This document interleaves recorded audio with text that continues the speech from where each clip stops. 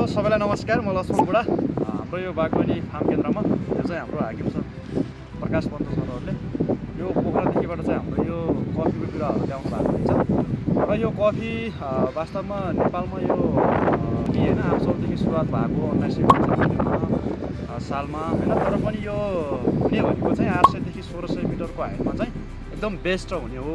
यो फार्म केन्द्रमा चाहिँ अन्य जाति जस्तै किवीहरू, अङ्गुरहरू सबै एउटा हाम्रो यो परीक्षण हुँदैछ। त्यो परीक्षण हामीले गर्दैछौँ। अब यसमा चाहिँ विशेष गरी चाहिँ यो विश्वमै हेर्दाखेरि पनि यो अरबिका र रोबस्टा जातको चाहिँ हामीले कफीहरू चाहिँ धेरै रोप्ने गरिन्छ।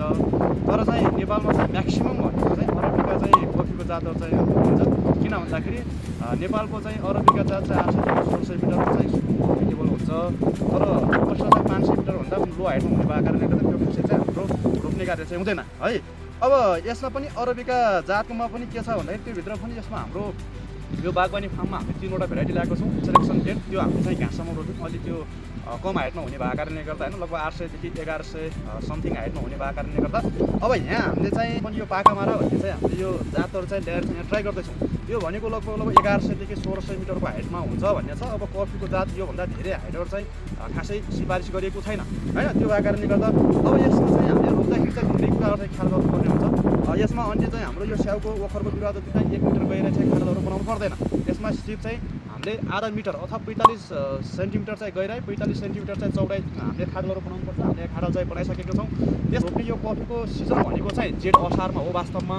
तर हामीले यहाँ चाहिँ तल गएको बेला हिजो नै बिरुवा आएको कारणले गर्दा यो मुनि गएको भएको कारणले गर्दा अहिले रोप्दैछौँ है।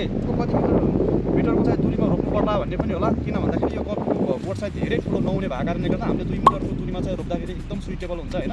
सुरुमै रोप्दाखेरि चाहिँ हामीले खाडलमा के गर्नुपर्छ भन्दाखेरि यो माटोमा चाहिँ हामीले रासायनिक जुन हाम्रो मलहरू भयो होइन, त्यस पछाडि अन्य सबै केही पनि मिक्स नगरेर हामीले चाहिँ अर्ग्यानिक अथवा भर्मी कम्पोस्ट होस् अथवा प्राङ्गारिक मल होस् त्यो खालको चाहिँ 5 देखि 10 केजीसम्म चाहिँ हामीले एउटा चाहिँ खाडलमा प्रयोग गरेर चाहिँ रोप्दाखेरि एकदम यो सुइटेबल हुन्छ। मा चाहिँ 2 देखि 4 घन्टा घाम लाग्ने भयो भने कफी चाहिँ एकदम सुइटेबल हुन्छ। र छारीको रूपमा चाहिँ हामीले उत्तिसहरू होइन, त्यस पछाडि चाहिँ हाम्रो टुनीहरू त्यस्तो खालका बोटहरू 1 वर्ष पहिले नै लाउनु पर्ने हुन्छ। तर हाम्रो यहाँ त्यो खाल कफी खेती गर्ने उद्देश्य नभएको कारणले गर्दा हामीले यहाँ ओखरको नजिक छन अन्य हाम्रो यो च्याङ्गर भेराइटीहरू पनि छ ओखरहरू, त्यसको चाहिँ नजिकै हामीले यो चाहिँ रोप्दैछौँ।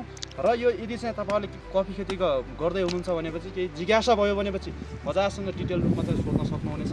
मैले धेरै विस्तृत रूपमा चाहिँ जानकारी ल्याएको छैन है। यही भन्दै अब हामी यहाँ कफी रोप्ने कार्य भइरहेको छ। हस्, धन्यवाद।